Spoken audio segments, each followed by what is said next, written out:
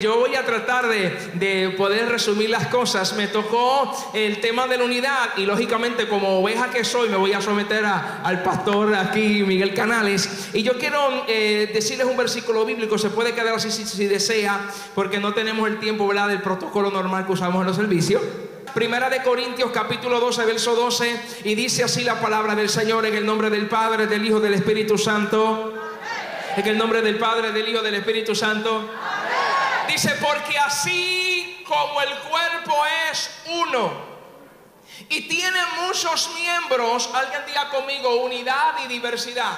Unidad y diversidad. Pero todos los miembros del cuerpo, siendo muchos, ¿cuántos somos? Muchos, son un solo cuerpo, así también Cristo. Señor, te doy gracias por tu amor, tu misericordia. Mira estos minutos que voy a estar, te pedimos que nos ayudes para la gloria de tu nombre, en tu nombre, Jesús. Amén y amén. Alguien diga conmigo: unidad. Unidad. Dios bendiga los 7 murmullos. Alguien diga conmigo: unidad. Unidad. Dios bendiga los 30. Alguien diga conmigo: unidad. Unidad. Aquí hay más de 300. Alguien diga conmigo: unidad. Unidad. ¿Estamos listos? Como yo siempre digo en su marca, listo si fuera. En el 146 antes de Cristo, ya los romanos estaban conquistando. Cuando los romanos tomaron Corinto, la redujeron literalmente a cenizas. Pero este lugar no podía quedar devastado, y años después Corinto, según la historia, renace literalmente de las cenizas, y Corinto renació de las cenizas convirtiéndose en una colonia romana. Corinto atraía a muchas personas a ese lugar, y nos tenemos que hacer una pregunta en esta noche: ¿qué hizo que Corinto se convirtiera en un imán, atrayendo una población tan mezclada? Se debe a su ubicación. Y el tiempo, gracias, príncipe, gloria al Señor. Ese es el nene preocupado por papá.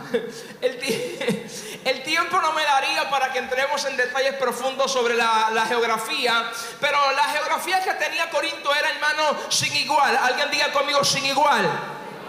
¿Por qué? Porque Corinto era quien controlaba las rutas comerciales, y esto es bien importante que usted lo tenga en su mente, y atrayendo así inevitablemente a un flujo de personas.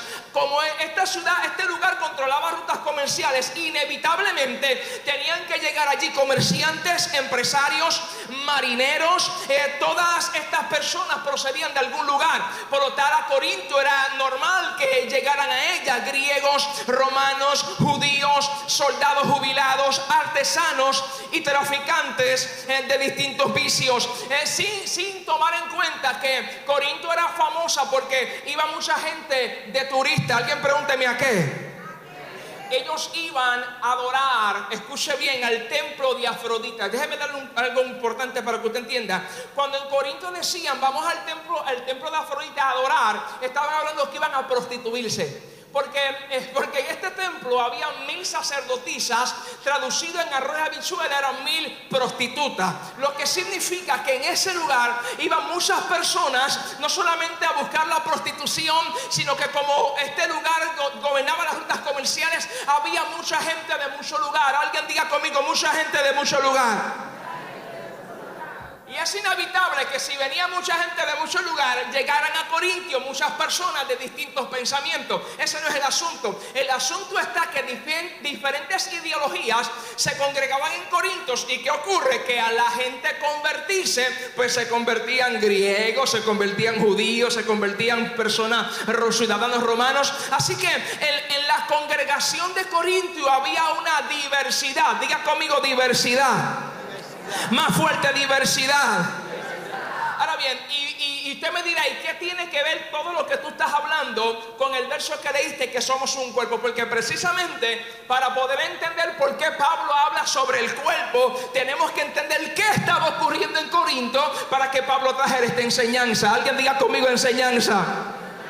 Es que en el contexto, mis amados, donde Pablo está dando esta enseñanza, las congregaciones cristianas habían surgido en una amplia variedad alrededor del Mediterráneo. El punto está que las iglesias iglesia, las congregaciones mientras eran pequeñas, por decirlo así, aunque realmente no hay congregación grande o pequeña, esos términos que nosotros usamos aquí, porque la realidad del caso, la iglesia es una en el Señor a nivel mundial. Pero para términos que me puedan entender, cuando las congregaciones tenían pocas personas, se ayudaban y se necesitaban. Pero a la medida que las congregaciones iban creciendo y se iban desarrollando, cada una desarrollaba su teología, su liturgia, y llegó el punto que las congregaciones comenzaron a crecer, comenzaron a dividirse. Entonces surgieron dos problemas. Diga conmigo, dos problemas. Uno es el orgullo y otro es la autosuficiencia. El orgullo es el que dice yo soy mejor que tú. La autosuficiencia es la que dice yo no te necesito. Y eran dos problemas que habían, y son dos problemas que tenemos que atender en este tiempo también. El problema del orgullo y el problema autosuficiente, hermano, nos están teniendo grandes problemáticas para que no se manifieste la unidad. Hay gente que porque cogieron un curso de hebreo en las redes sociales, ya se creen que están por encima de los pastores, por encima. Hay personas que porque ya hicieron 3 gárgaras de huevo y les sale una linda voz, ya no pueden compartir con otras personas. Entonces hay un problema de orgullo cuando creemos que somos mejores que los demás. Pero hay un problema peor, que es la autosuficiencia, la que dice yo no te necesito. Si usted va a aplaudir así, mejor no aplauda. Entonces nosotros tenemos que entender que nosotros nos necesitamos. Alguien diga conmigo, nos necesitamos. Mire, le cuento esto rápido, qué pena por el tiempo. ¿Alguien sabe cómo Daniel se dio cuenta que el tiempo había sido cumplido? Pregúnteme cómo. Porque Daniel capítulo 9 enseña que Daniel, para saber el tiempo en Dios, Daniel consultó lo que Jeremías había escrito. No me está entendiendo. Un profeta diciendo, voy a consultar al otro profeta a ver qué yo puedo aprender de él. Usted no está entendiendo esto. y aquí tenemos hoy en día muchas veces predicadores que si ellos no son los que van a predicar, no te van a la actividad. Entonces, no, tú tienes un problema de orgullo. Tú tienes un problema de orgullo. Y eso está afectando la unidad de la iglesia.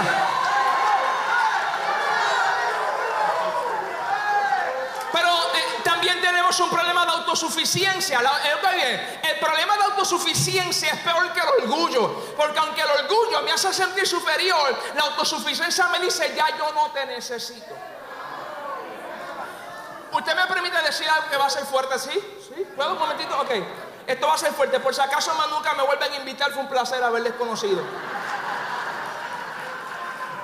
Escuche bien. Todo aquel que intenta operar en el cuerpo de Cristo independiente, en las raíces, está siendo influenciado por el espíritu de Satanás. Porque quien primero fue el que diseñó la independencia sacada de la unidad fue Satanás, cuando dijo, subiré arriba por encima de lo alto. No me está entendiendo. No me está entendiendo. En el cielo gobernaba la unidad. El primero que sintió autosuficiencia fue Satanás, diciendo, pero ¿por qué yo tengo que estar con todos ustedes si yo puedo fluir separado de ustedes?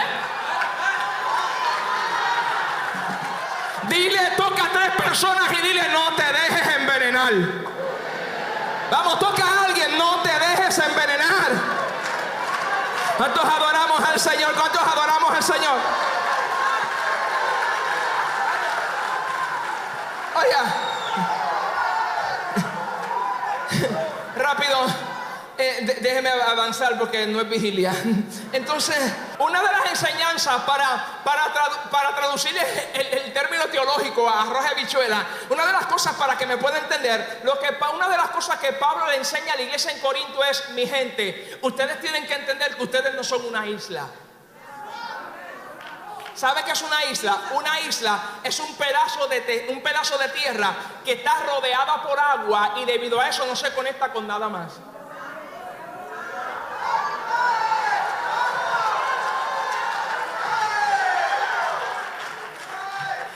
Tú te atreves a mirar al que te acerca y le vas a decir, aunque seas puertorriqueño, si estás en Cristo tú no eres isla. Dile.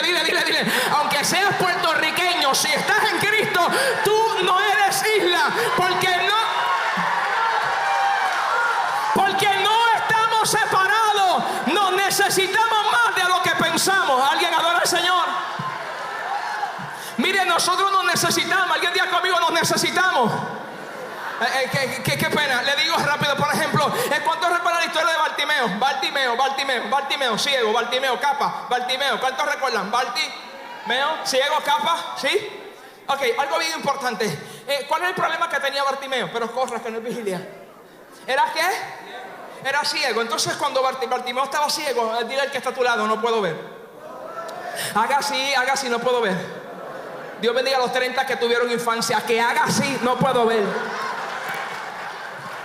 Entonces, Bartimeo no podía ver, pero la Biblia dice que él escuchó que Jesús estaba pasando por allí. Ok, el Bartimeo no podía ver, significa entonces que Bartimeo tenía un problema en la vista. Pero si la Biblia dice que Bartimeo escuchó hablar de Jesús, es porque a él no le funcionaba la vista, pero sí el oído. Si la Biblia dice que Bartimeo gritó hijo de David, es porque le funcionaban las cuerdas vocales. Lo que significa que Bartimeo tenía partes en sus miembros de su cuerpo que no funcionaban, y Bartimeo tenía partes de su cuerpo que sí funcionaban. El caso de Bartimeo es un caso muy espectacular, porque cuando usted analiza el caso de Bartimeo se va a dar cuenta que cuando Bartimeo escucha hablar de Jesús y Bartimeo grita, es porque los miembros de su cuerpo que funcionaban dijeron vamos a hacer algo para restaurar a los miembros que no funcionan.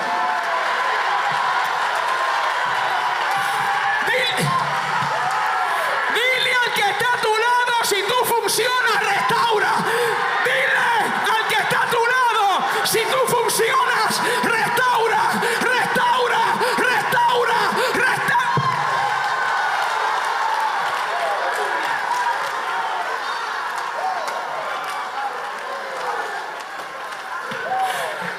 El oído dijo, los ojos no ven. La boca dice, si tú comienzas, yo te ayudo. Y hacía falta alguien que hiciera esto. Y si tú comenzaste, yo te quiero también ayudar.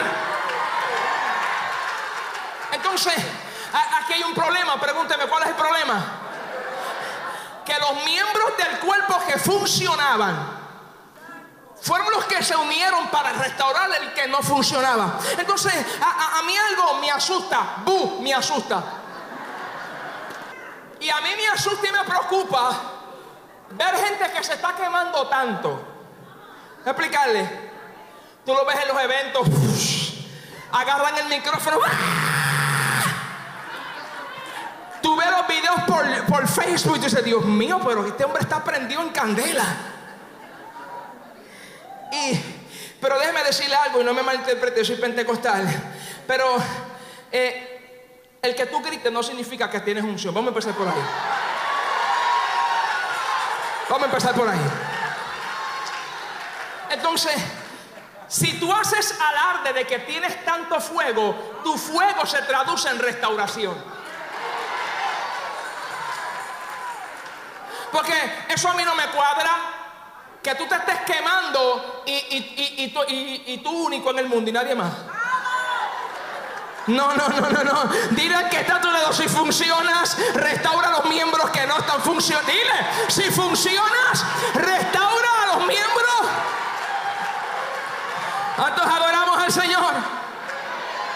Y esto es importante. ¿Por qué es importante? Porque Pablo le está enseñando, ustedes, mi gente, ustedes no son una isla. Nosotros estamos interconectados. Diga conmigo, interconectados. Y de alguna forma tú y yo nos conectamos. Usted recuerda el caso de Bartimeo que le estoy explicando. Esto es muy rápido, pero cáptelo por favor en el espíritu. Cuando Bartimeo llama a Jesús, ¿cuál era el problema que tenía Bartimeo? Ok, entonces ¿cuántos problemas tenía? No, en realidad tenía dos. Bartimeo tenía un problema en la vista y otro problema en el bolsillo. ¿Era mendigo o no era mendigo? Ok, diga conmigo dos problemas. Diga conmigo uno en la vista. Diga conmigo otro en el bolsillo. El problema de la vista, ¿cómo se resuelve? Los miembros que funcionan ayudan a restaurar al que no funcionaba. Diga conmigo, qué bueno. Ahora, ¿cómo se resuelve? Dese cuenta algo. Los dos problemas de Bartimeo se resuelven con colaboración de otros. El problema de la vista se resuelve con la colaboración del oído y la colaboración. Era para si estaban pendientes.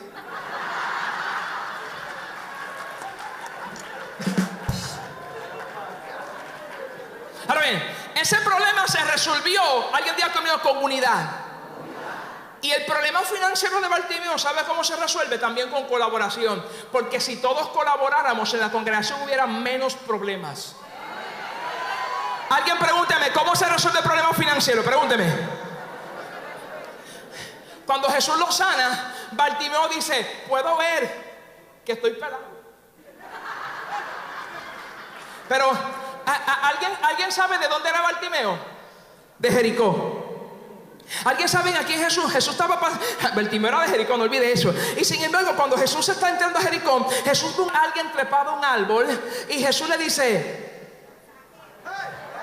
Zaqueo, date prisa, porque hoy es necesario que pose yo en tu casa. Y usted me dirá, ¿y qué diantre tiene que ver Bartimeo con Zaqueo? Le explico ahora. Porque cuando Zaqueo es impactado por el poder de Cristo, Zaqueo llega a su casa y estaban haciendo un culto de hogar.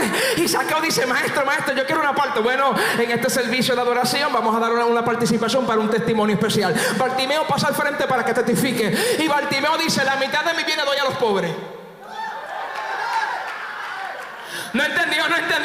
Aunque en la antigüedad se utilizaba el método de la exageración, pero cuando Zaqueo dice: la mitad de mis bienes doy a los pobres, bueno, pues hay que hacer un listado para ver quiénes son los pobres en Jericó. ¿A que usted no sabe quién encabezaba la lista de los pobres en Jericó? Un ciego, mendigo, llamado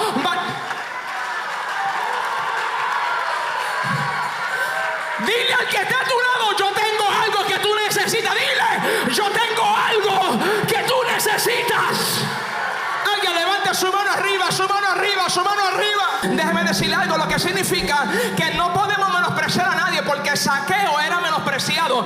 Entonces, imagínese usted viendo a alguien trepado en un árbol y usted menospreciando: mira para allá, parece un mono que está allá arriba trepado, mira para allá. Y tal vez tú no sabes que la persona que tú estás criticando es el que posee lo que tú necesitas.